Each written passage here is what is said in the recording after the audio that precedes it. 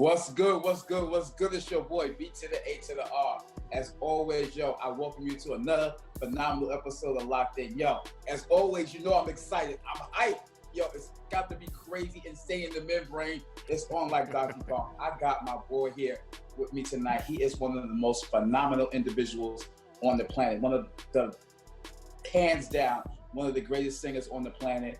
All around great individual. We're going to get all the smoke tonight on Locked In. I need y'all to give a cool, excellent, welcome, Locked In. Welcome to my boy, Earl Whitfield.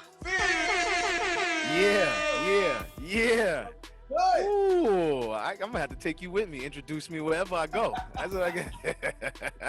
Well, everything that you wrote, I said it just like Yo, I appreciate you, man. I'm glad to be here. I'm humbled. I've been watching you move, watching you build your empire. I respect what you're doing. I love you like my own. And I'm just glad to get here and get into it. I'm gonna talk some shit. Wait, am I allowed to curse? Can I curse? I'm allowed to curse, right? Yes, you can. Right. Yes, you can. This is Locked In. Anything goes. Oh, we locked in. Oh yeah, I'm locked in now. Don't worry, I'm locked in. You know what I'm saying? Nah, it is extinct. I appreciate you taking time out of your busy schedule, to grace us at such humble beginnings. And you know what I mean? And there's so much I want to talk about. We got to talk about tonight. So listen, let's start at the beginning. Wherever you want to go, I'm here. I'm ready. Wherever you want to go. That's what I'm talking about. Yo, this is going to be one for the record books. I'm telling you. So check it out. Tell us where you're from, because we'll get into that. Tell us where you're from, Earl. So I am originally from Corona, Queens. You heard it, Corona. Me and Earl are both from Corona. 11368. That's right. That's right. I lived in the middle of the block on 101 in Northern as a youngster. I came up in the Antioch Baptist Church of Corona. And that's where I kind of got my musical beginnings. Funny story, my mom went to college when she accepted her call into ministry, and we moved to Manhattan. So I spent some time living in Harlem. I spent like 3 or 4 years, about my whole junior high school and freshman year of high school living in Harlem, so I've been around. So let me just stop you right there. So how was the transition of you growing up in Corona and then living in Harlem? Because Harlem is a whole different... It was a different world to me. It was a different world, Facts. So the biggest thing that I'll say I noticed the difference was that I didn't know how to dress. And I thought that I was fly. And when I got to Harlem, the first thing they was telling me was, yo, you don't wear your shirt like that. Yo, you don't wear your jeans like that. Yo, you don't wear this like that. Where you come from? And I started to learn from there to like take a special care about my clothes and my look and everything. And if you know Barry, because you know me, that's like part of my thing now. Folks know me for being clean, be it right, something fresh on, and I can't give Corona all the props for that. That was a lot of my time in Harlem that put me onto that. Just me. That was just for me. Okay, listen. This is your night, your interview. So listen, I didn't spend no time in Harlem like that. So mine came from, it was passed down through generations. Absolutely. But yeah, Absolutely. I dig it. So, talk to me about this musical gig, because you are one of the most phenomenal singers on the planet. You're like one of my musical mentors. People don't know, I'll go into the studio and record something and send it to me. Send it to me. If he gives me, you know what I mean? So I bang with Earl, on many levels, especially musical. So how did this musical gig come about? Is this something that's been down the family generation of blessing? Yeah. So a lot of people, it's funny that you asked that, because a lot of people don't know. People know that I sing, but they don't know that I come from a family of singers and musicians, on my mother's side. So my mother, who is a pastor, before that she was an accomplished singer. My uncle, who just passed away, was an accomplished musician, as well as my aunt. I have a cousin that sang with the Georgia Mass Choir. I have another one that sang with Mississippi State Mass Choir. So throughout, we used to have, and this is the Hagler side of my family. And so we used to have concerts and different things like that, and that we would participate in. I'm one of the youngest members of my entire family, especially because my mom, she is the youngest of three, but there's a big gap between her and her brother and sister, so she's closer in age to, like, to her nieces and nephews than she, if that makes sense, Same with me. Yes, I right. So for me, I was the youngest, so I didn't really get to do nothing. They would be singing and playing drums and singing, and I was just be watching. I didn't really get to do nothing. I knew that I had a gift and that I was skilled as from a young age, but it didn't get a chance to manifest itself until Sister Hornred Washington. Hello, what's up, Bob? Yeah, who is I call her the last legendary church musician. She took an interest in me at a very young age and recognized that I was gifted as a child, as a singer. So from there, she took me under her wing. I started attending gospel music workshops of America every year, and this is like, I'm 12 years old, singing with 25-year-olds, going out for for solos and stuff like that. So that's where I honed my craft. I was given one-on-one instruction after they realized I actually was good. Brandis McKenzie, who is an alumni of Berklee College of Music, an accomplished singer and songwriter in her own right. She took me under her wing and mentored me and gave me voice lessons up until my LaGuardia audition. So I spent my freshman year at Fiorello H. LaGuardia School of Performing Arts, which I was actually one of the first people that was accepted as a dual acceptance. So I auditioned as a vocalist and as a drama major, and I made it in for both. But you weren't allowed to. At the time, you weren't allowed to double major, so I had to choose. Right. But they did let me know that I had the option to choose. And who knows? We might have been in a movie together if I would have did drama. Who knows, right? Listen, we gonna talk about that.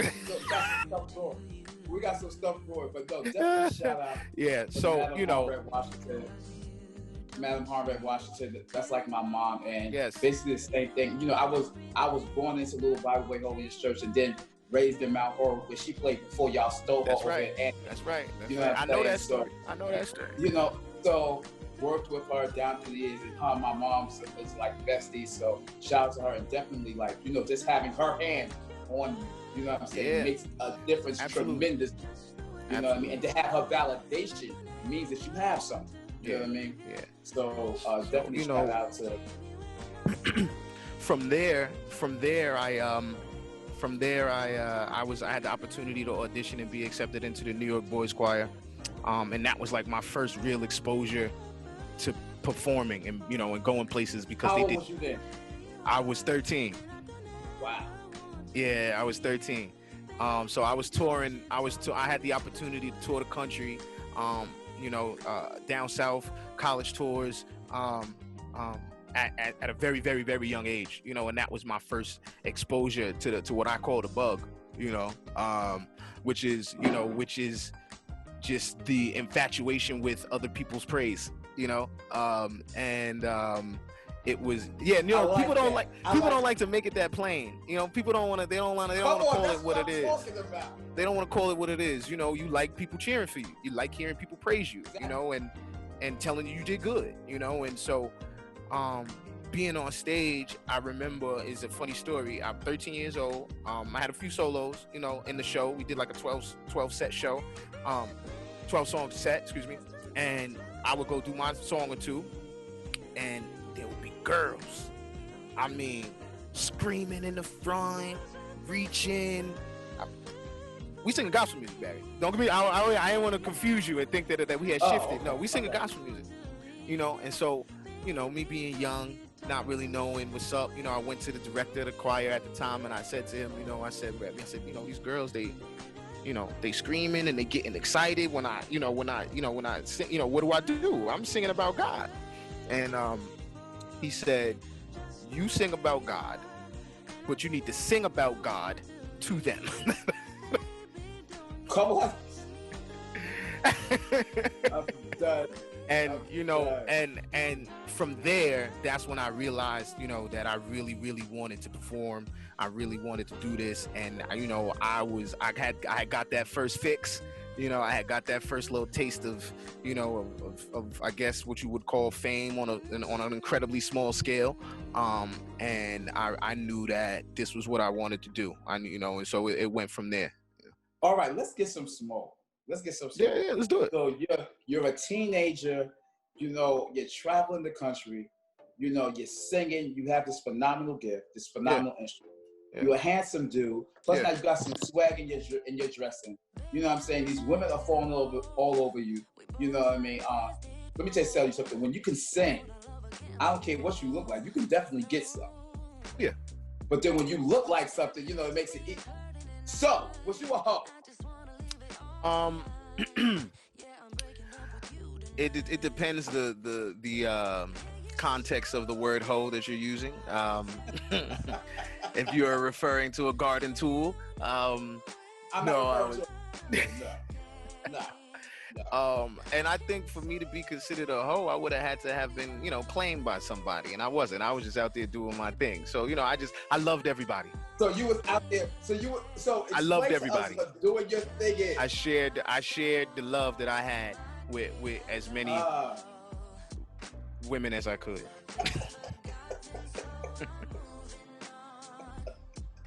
Yo, I'm done.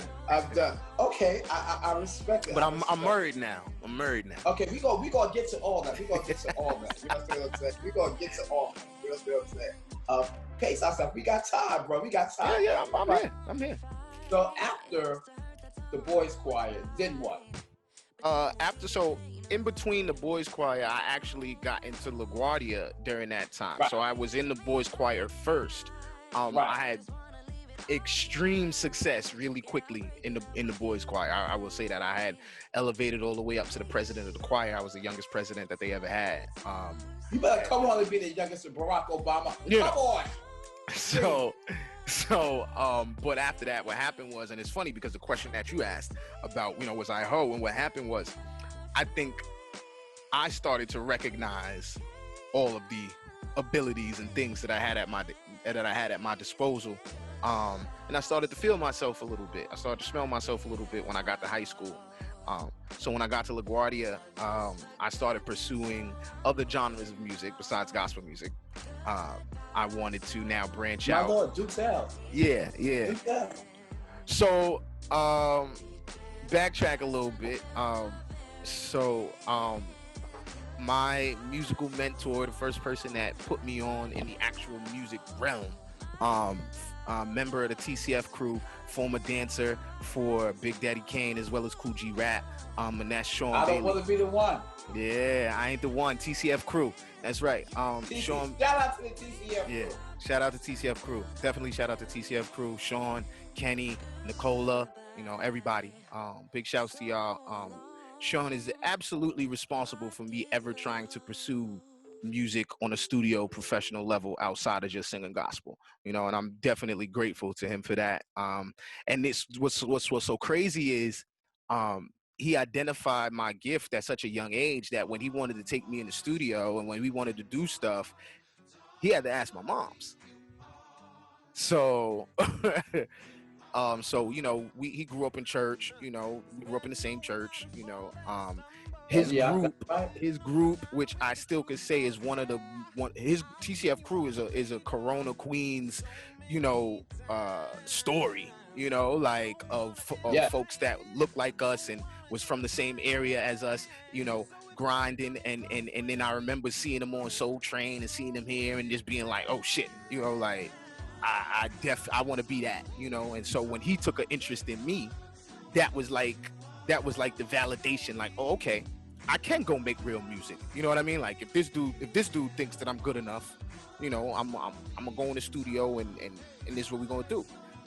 And so I wasn't writing any music at the time. you know, he had writers and folks that was writing all my records. You know, this was pre Chris Brown. You know, right before Mario. You know, that was the lane that I was supposed to, you know, be in.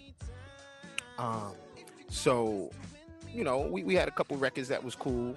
And it was interesting, the dynamic of, you know, some church folks think that I should only be making gospel music. Some folks thinking that, you know, I should be making this kind of music. It's, you know, it was just a crazy, you know, kind of inner struggle that I've dealt with for my entire career. You know what I mean? Let me just stop you there. You know, so you know me in the whole nine, and one of the things I respect is individuals that love the Lord, sold out to the Lord, but have an identity. Yeah. And you know, the whole thing with, you know, you can only sing, you know, if it got Jesus in it. I'm a firm believer that God is concerned about every aspect of my life. That's right. As a single man, he's concerned about when I want to have sex. That's right. That's right. And I know I shouldn't be because I'm not married. You think what I'm saying? Yeah. He's concerned about no, I do. every aspect of my life. So why is it that if he's concerned about, why can't I sing about it? Yeah. And that was really my stance, is that, you know, and you know me well, you know, so there's many people that they see me outside of church and they see me in church and they may think that it's a contradiction. You know, I have no problem identifying that. I know that, you know, like I know. So when y'all watch it, I know some of y'all is talking about me. I know that, you know. I know y'all calling me a hypocrite. But the reason that I'm not a hypocrite is because I don't deny any of those things. And whether you have a conversation with me in church or whether you have a conversation with me in the street, you're going to get the same energy. And if you want to know about God, I'll tell you about God. You know, if you don't want to know about God and you want to talk about some other stuff, we could do that too. You know, I'm good in any lane, you know, so I can get the preacher, I can get the stuck-up saint to realize that they not so heavenly bound, that they ain't no earthly good. I can do that, and then I can also talk to the street dude and say, nah. I know you think that because the preacher is sleeping with 10 chicks that he can't tell you anything about God, but that's not true. Stop worrying about the man. Listen to the message. If you listen to me tell you on the corner, you should be able to listen to him tell you. You know, like, you know, and then you take the information and you do with it what you want. You know. Okay, so you know what? You just opened something right there that I wanna go into, because we're both church kids. Grew up. This has been our life, and it still is. So, with that being said, how do you feel, and how do you distinguish yourself from being the typical individual that the world looks at as a hypocrite and somebody that, you know, looks down on them and doesn't embrace them? And you know, because we get so much of that. You know, so much of the world, they look at us and say, you know, oh, they think they're better than us, and they look down. How did you break that stigma and, you know, meet people where they're at? I'm just honest and transparent.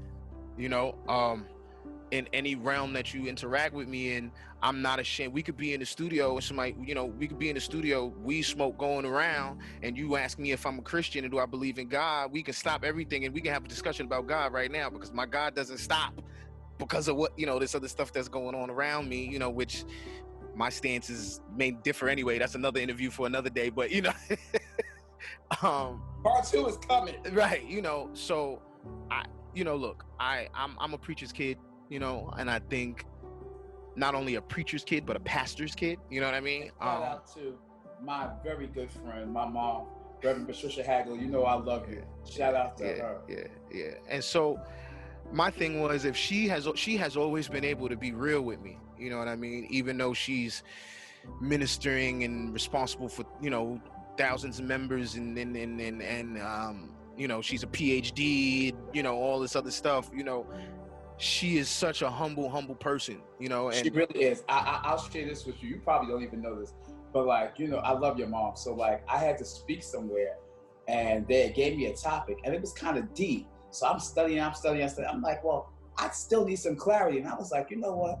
And I was thinking, I said, who can I call get some clarity? And I called your mom. And I tell you, she came through for me in clutch time. And you know what I'm saying?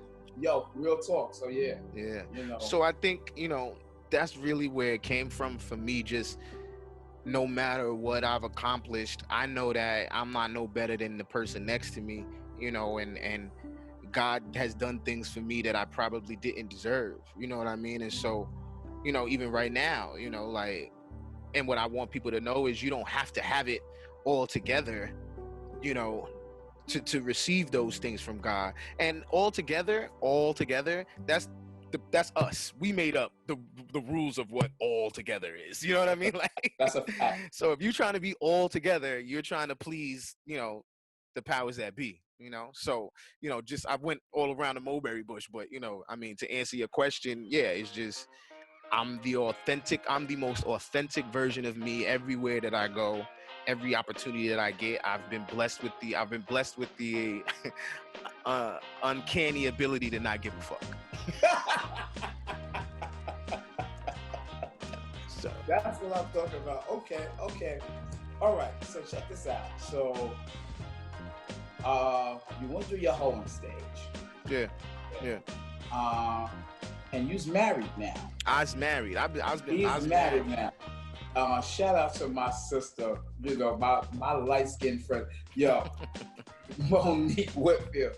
You know, I love this young lady. So you should have had her on. She wouldn't come on the show, I know, but you should have had her on. He would have told you no. I'm have her on, and then I'm actually gonna have the both of you on together. Yeah. You know what I'm saying? Yeah. Because one of the things I respect is love. Yeah. And one of the things I can honestly say, you know, I had Donald Sharia on a couple of weeks ago. Phenomenal couple. You met. I saw the clip. I saw the image.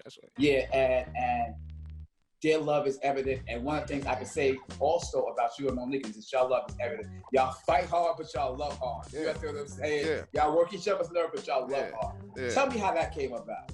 So, you know, I've never in a public setting, you know, really talked about, you know, us, you know, and well, that's what I'm saying, because people get the exclusives here on Locked In. Yeah. So, you know what I'm saying? Like, you know, so what I'll say is that people, so first of all, I'll say, you know, what you said, that's definitely true. And I think that so many other people that know us, you know, for whatever reason, seem to just gravitate and appreciate, you know, our love, you know, and I've noticed that, you know, and I think it's for a multitude of reasons, you know. So me and Monique met the summer after we graduated high school. Okay. A blessing for me, because had we met, had it been, I'm sure, had it been any sooner, I don't know how it would have turned out.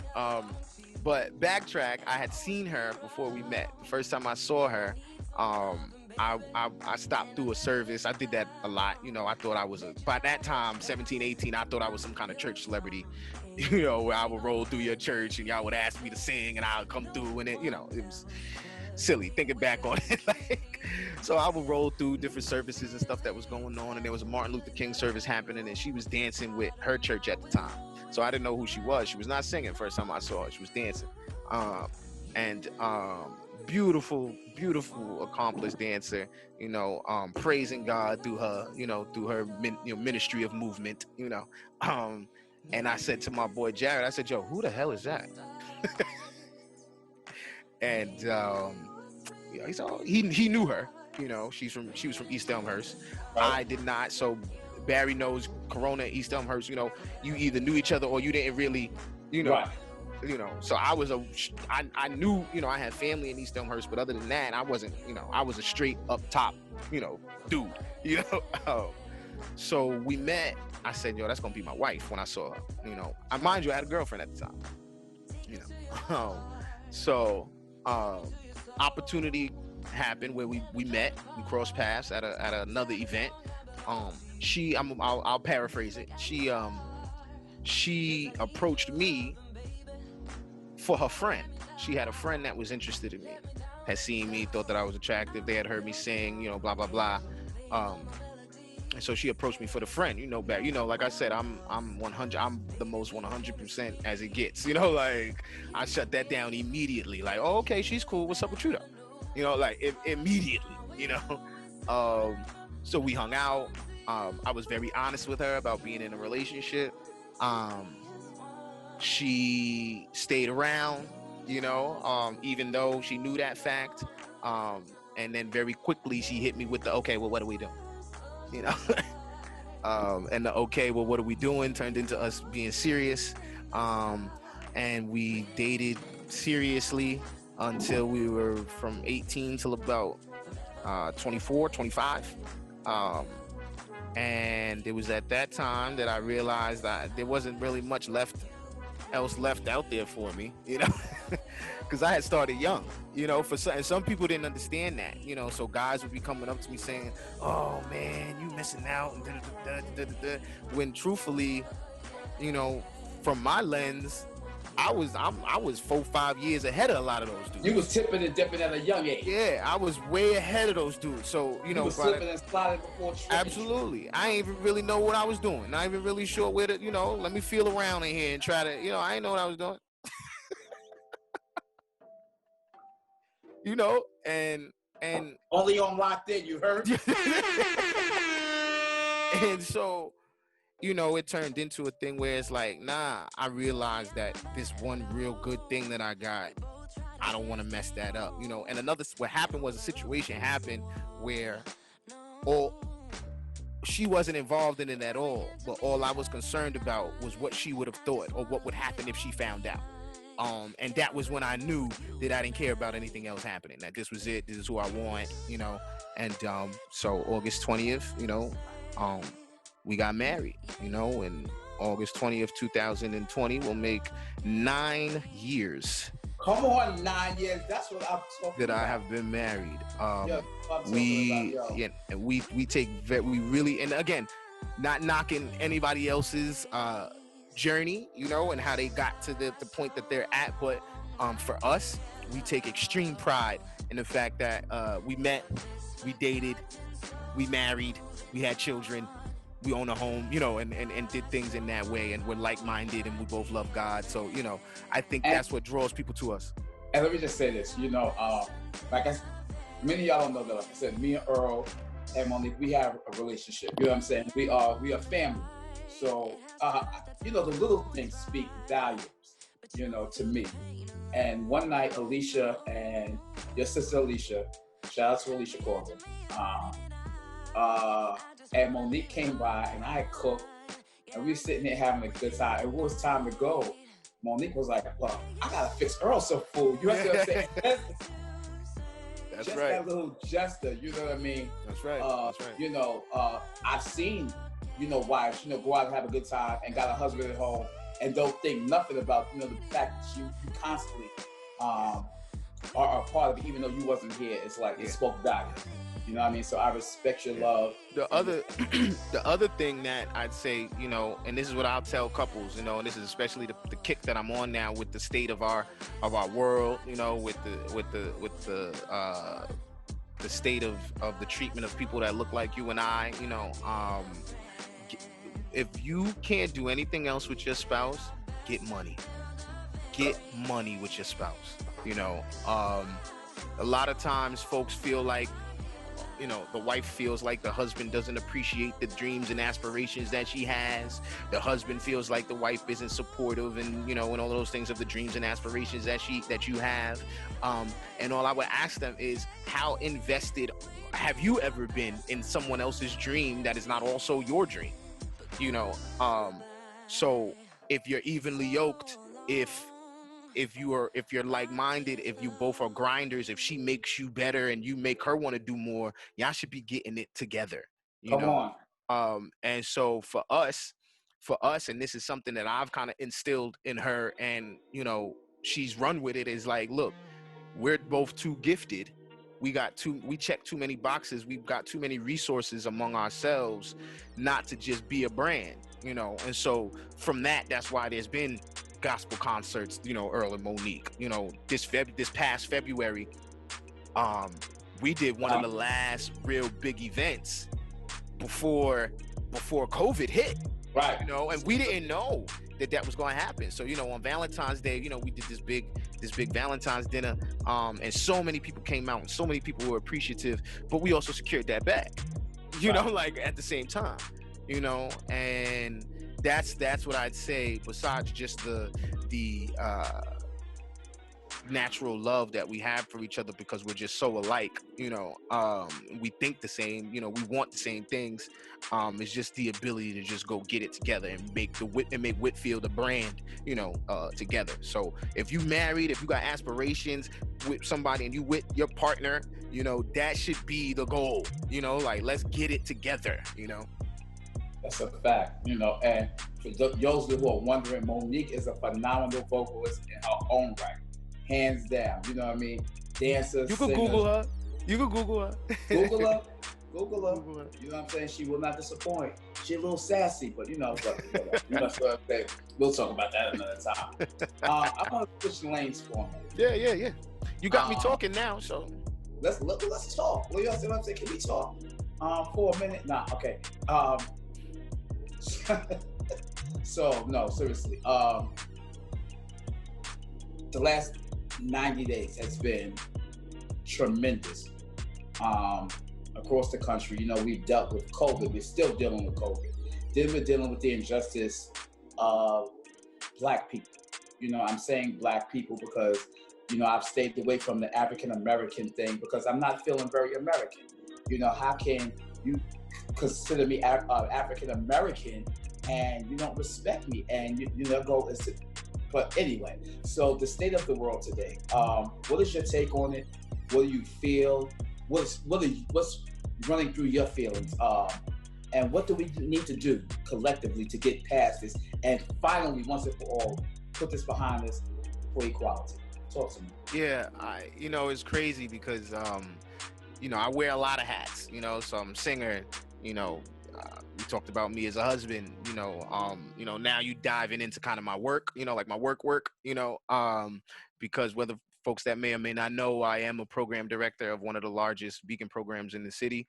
I service over 1,000 young people a year, and they come from the the most impoverished and low income areas, and some of them, majority of them being in East New York and Brooklyn. So this hits close to home for me threefold, right? Because I'm a Black man.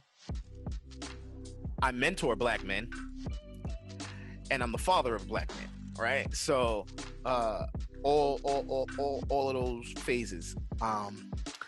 And so the first thought that I have, right, is this isn't anything new, right? Like, people are not any more racist than they were before. We just now have cameras. And nothing that we are seeing and experiencing is stuff that hasn't happened before. So I was actually on a couple of podcasts prior to this, specifically for speaking about the state of the Black man in America. And the main thing that I said is I don't want to talk to another Black man about the state of the Black man in America because we both know what the state of the Black man is in America. There's not anything that I'm going to articulate right now. I could go on some amazing soliloquy and not one word that I utter are you going to say, wow, I did not know that, Exactly. Okay. So I need the folks that don't look like us. I need the folks that don't look like us and make statements like, no, I didn't think that white privilege exists. I've never noticed that. I need to have a conversation with them, so they're the ones that need to be a part of the conversation, and what I will say is I do appreciate so many people of different races and creeds starting to realize and starting to, lead the conversation themselves, because the change will never happen just with us talking amongst us, like we know what's up, so that's first.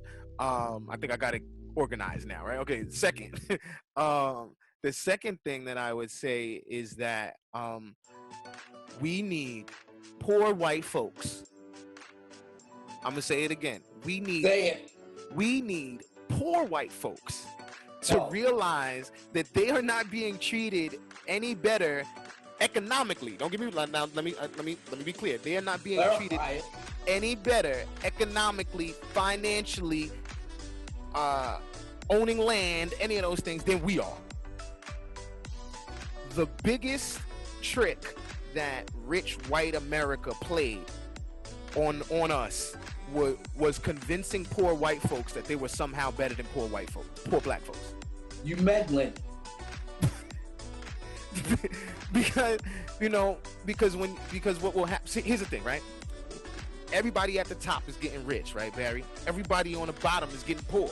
The folks on the bottom is not just one color, they're poor, right?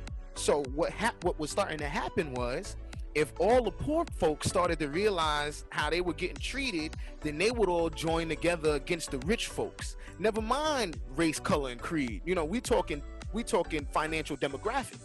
Now, so what did they do? They said, this is what we're gonna do. We're gonna convince them that they somehow have more and they're better.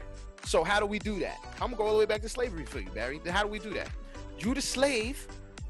I don't own the slaves, but I'm the slave catcher. My lord. Wait. I don't own the cotton field. The profits from the cotton field money ain't going in my pocket, but I'm the person that manages and supervises the cotton field. So the house Negro. Yeah, right. And this is the thing. We talk about white folks. I'm gonna give you a horse. I'm gonna give you a gun. I'm gonna let you be in charge of these slaves. But I bet you when they leave, they was eating turnips just like the slaves eating turnips.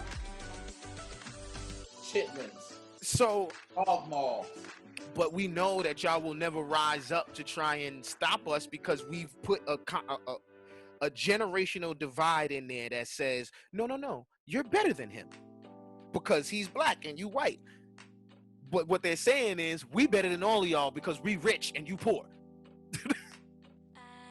One of the things I stated when this pandemic hit is that God leveled the playing field, in the sense that it affected everybody. I don't care how much money you made. I don't care what your geographical location is. I don't care what your lineage is. Everybody was affected by this. You dig what I'm saying? And I believe that, somebody sent me a video of a father and son in California. The father was driving a Range Rover, but yet he was going to a food pantry to get food. You dig what I'm saying? So I do. I do. It leveled the playing field. I don't think that we've really gotten it. Regardless of, there's only one race, the human race, but that's a whole nother episode. One of the things, you talked about something, and I want your take on this, because this is just my spiel. I feel that the equality that we're looking for, we're not getting, because these white folks, these races, are looking at us, and they're looking how we treat one another. The lack of respect, the violence on, black on black. And they're laughing at us and saying, how do you expect me to treat you any better, and you don't treat the one that look like you worthwhile? Give me your take on that.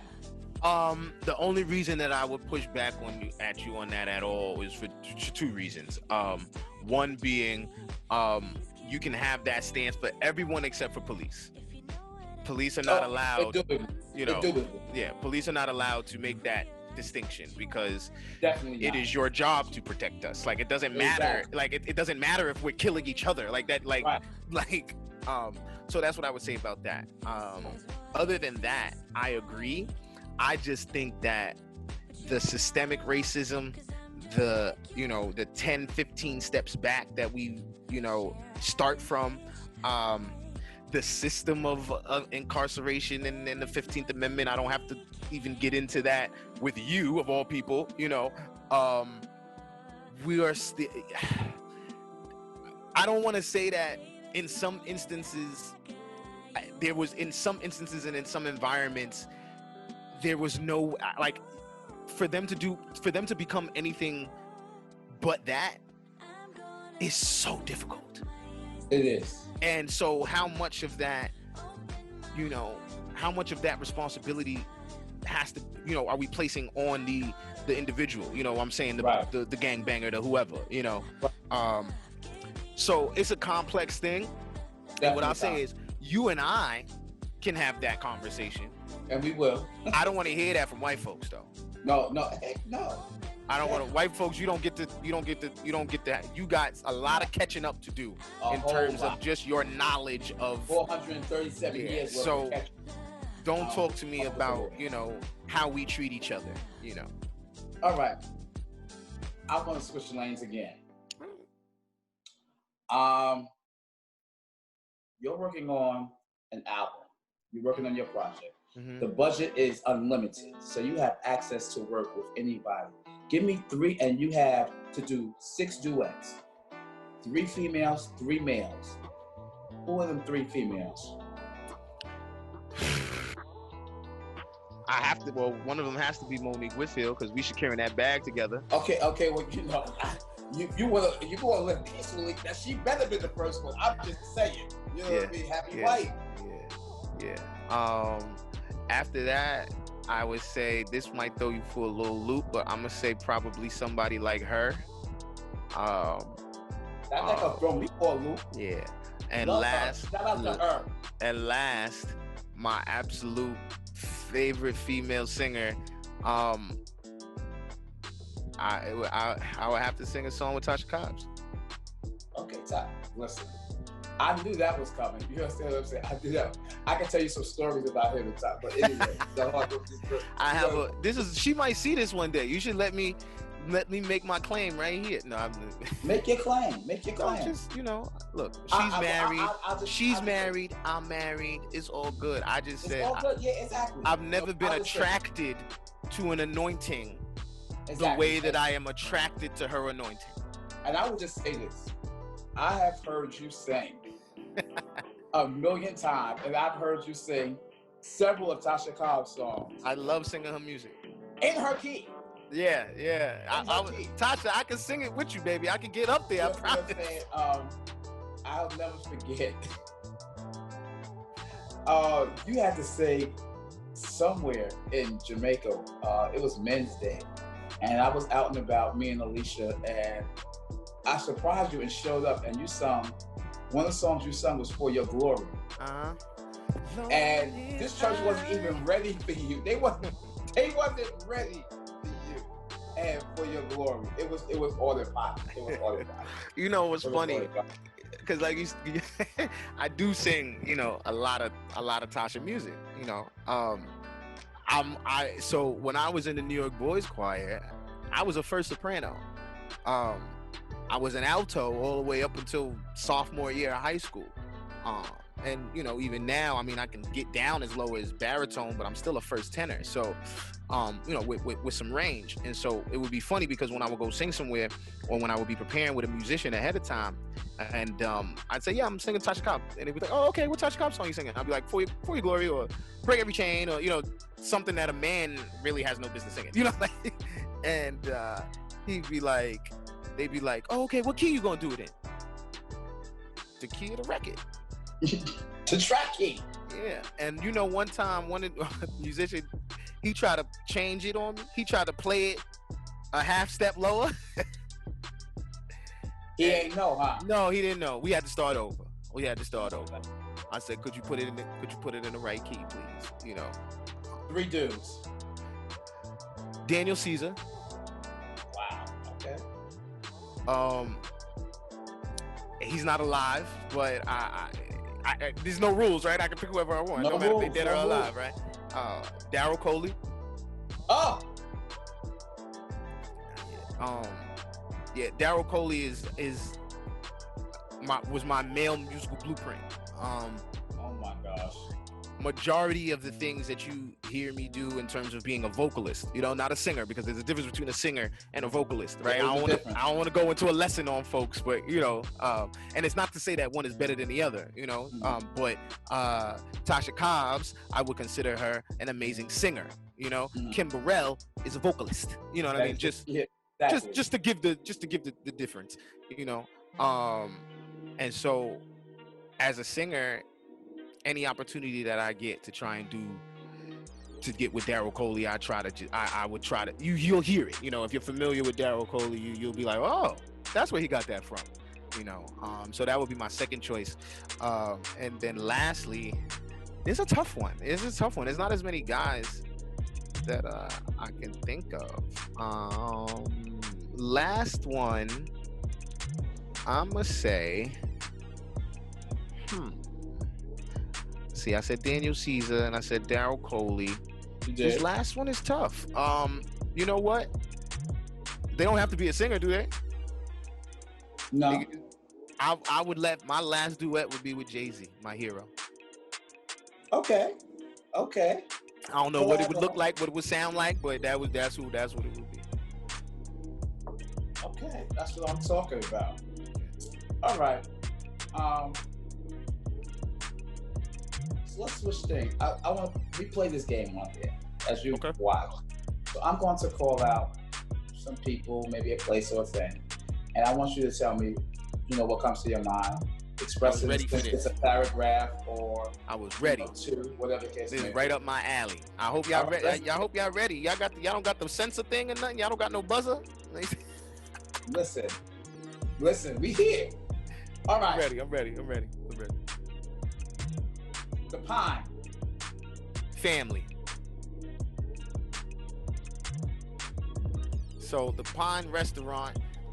Shout out to the Pine Restaurant in Queens. They're located on 114th Street and 37th Avenue, attached to the Holiday Inn, and we started going there singing karaoke, and just for fun, me and my wife, we love to sing karaoke. Now, it's one thing when you have two really good singers coming into your spot and shutting it down on a Friday singing karaoke, and so that's what we did, and so we kept going back, and I'm actually grateful to Pine because it helped me build up my fan base. There were folks that I interacted with that knew me just from singing there that wanted to book me and things like that. So we've had many life events there. I've had an opportunity to get money with them, and turn it into an entrepreneurial opportunity for myself and my family. So, definitely family. Definitely. Okay, that's what's up. Shout out to the Pine. We love the Pine.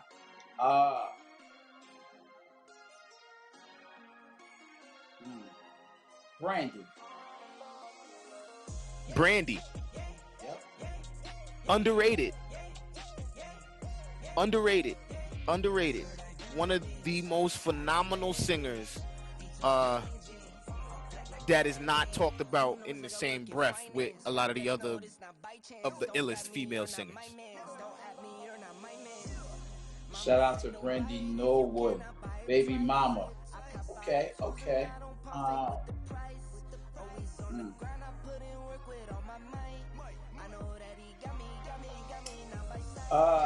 This is going to be interesting because I did this on another show, but I want the Clark sisters.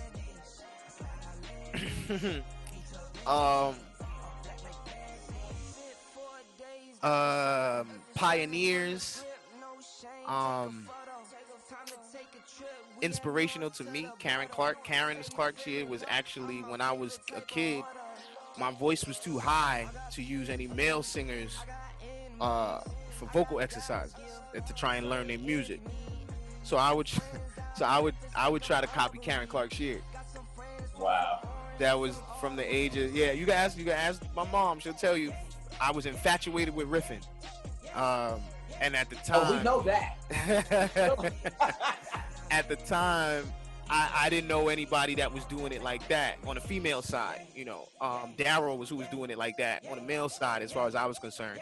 But on the female side, I ain't nobody doing it like that. And so Karen, definitely. But then I also will say unappreciated, because ain't nobody know that Twinkie was the most talented one out of all of them. I knew that, but a lot of folks didn't know that, and they got exposed to Twinkie through the movie, and I think that it also showed that whether you gospel, whether you secular, if you a group, there's gonna be some shit.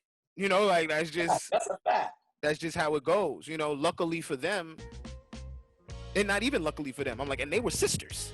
You know what I mean? So, but definitely pioneers. There'd be no Mary Mary if there was never without the Clark sisters.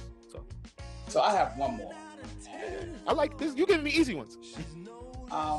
Well, this one, I don't know if this is going to be easy, but one of my favorites, I feel she's underrated. Kiki Wyatt.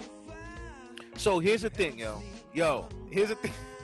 Come on, talk to me.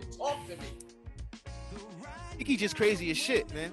Like, she's still, and I say that in the most endearing way. Like, what I mean by that is, for the level of talent that she has and even still has now, like, for her to be able to sing the way she can sing now and not have reached whatever. And I mean, look, I tell people all the time, success is relative. You know, you don't get to gauge what someone else's success is. You know, like, I can say that I've been successful in the music world, and because I haven't had 10 #1 singles, and folks may not know who I am just by looking at me immediately, they may not think that that's correct. But my level of success and what I've been able to attain is ripe for me.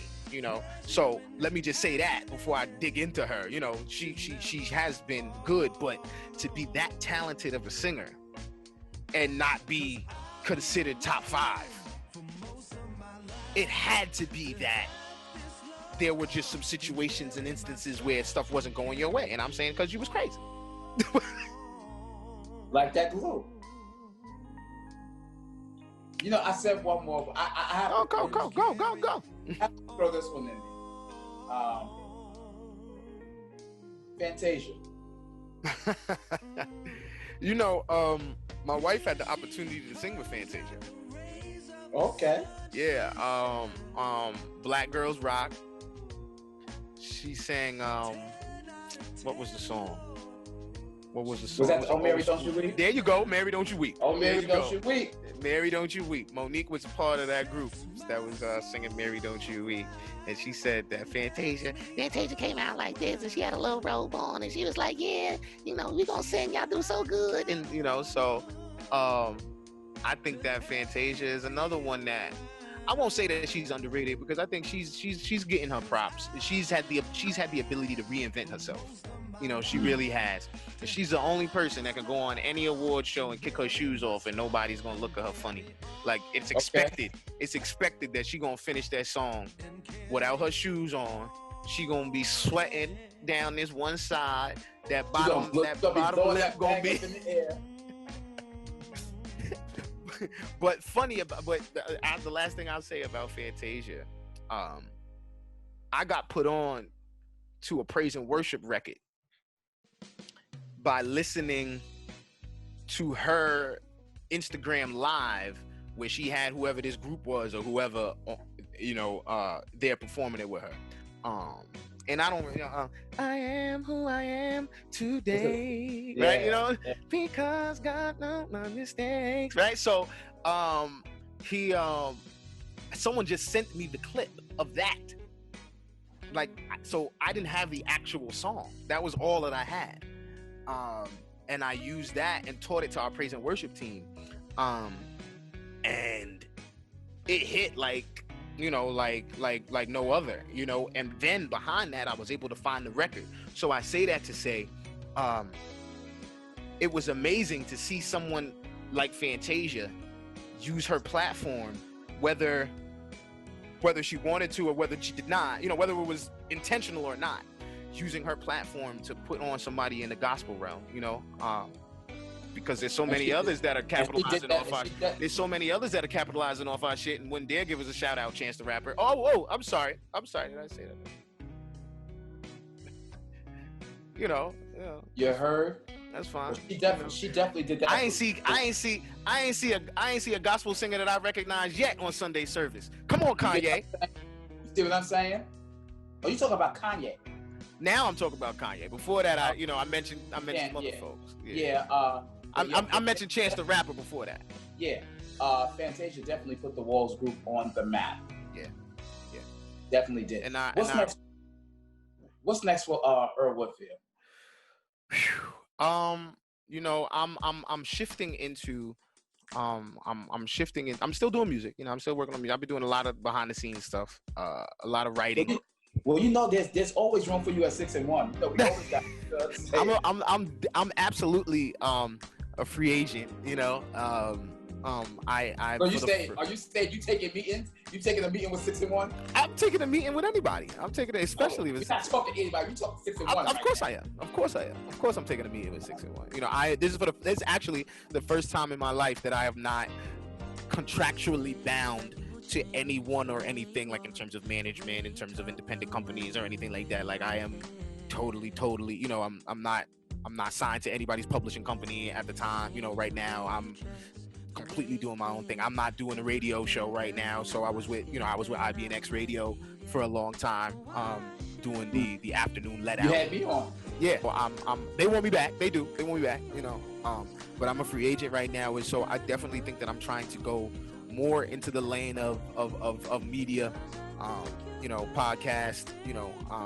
that type of thing. And then me and my wife are beginning to embark on some couples things. So you know, some seminars for singles and married folks. You know, we've been together for a long time. You know, we've experienced a lot, and we both keep it a stack. You know, and I think that, you know, we are the type of young folks, but have been married long enough to, you know, for our word to hold some weight. You know, that I really think we can provide some information and some guidance and entertainment, you know, for folks that are going through this journey of love the same way we are. You know, it's not easy. But you know, I'm still singing. You know, if anybody, I'm here. Listen, we definitely gonna set up a meeting. I do believe that, you know, the world needs to hear you over again, and not just hear you, but see you as well. So we definitely got some projects coming up, you know, that we definitely want to, sit down and talk about. You know what I mean? So I'm putting it out there. Let's do it. I'm putting it out there. Let's do it. Let's do it. So, you know, then we can come back after that. You know, after that project hits the ground and does crazy. Then, you know, then we can come back. We'll come back and talk about it. It's gonna be crazy, and definitely. So we're gonna keep coming back. So yeah. So definitely, we're gonna definitely do that.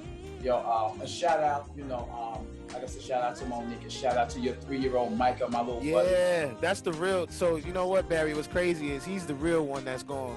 He gonna do everything that I wasn't able to do, man. Like it's you know, it's crazy watching him. You know, tell the people how they can follow you, Earl. Yo, come find me on Instagram at the talented Mr. Whitfield. Please. I'm actually talented Mr. Whitfield. I know, right? Can you big yourself up any more than that? I know. I'm sorry. And you got to say the whole thing, okay? It's like a Tribe Called Quest, okay? You can't just say Mr. Whitfield. The talented Mr. Whitfield. You got to say the whole thing, all right? Please check me on Instagram. I'm gonna have lots of stuff up. You can also Google if you're just interested in finding any of my music. You can Google DeWitt or Mr. Whitfield. I have a lot of music that is still available online for free. I would love for anyone to just go check it out. I have a lot of R&B records. I have a couple gospel songs floating around through over the years. I have I've got about 10 years of music experience out there. Please, you know, I would love for somebody to go check it out and you know, and DM me, even if you want to DM me and tell me it was trash, and then I'm gonna say write me a better one, you know. So holla at me. You know, listen, go check that out. Earl, you know, you my boy, you're my brother. This was fun, man. This was fun. We're gonna do it again. We're gonna do it again, and I'm gonna come to the studio. All right, definitely. You out of SIXN1 Studios. The door is always open for you. Yeah. Yo, check my boy out. Go listen to his music. Go follow him. Big things is coming. Look for some collabos with SIXN1 and the talented Mr. Whitfield. Yo, it's crazy. Yo, Earl, we thank you again.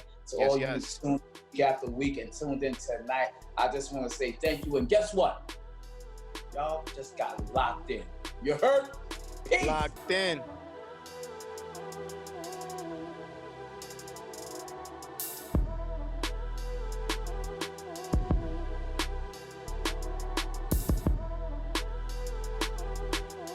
SIXN1.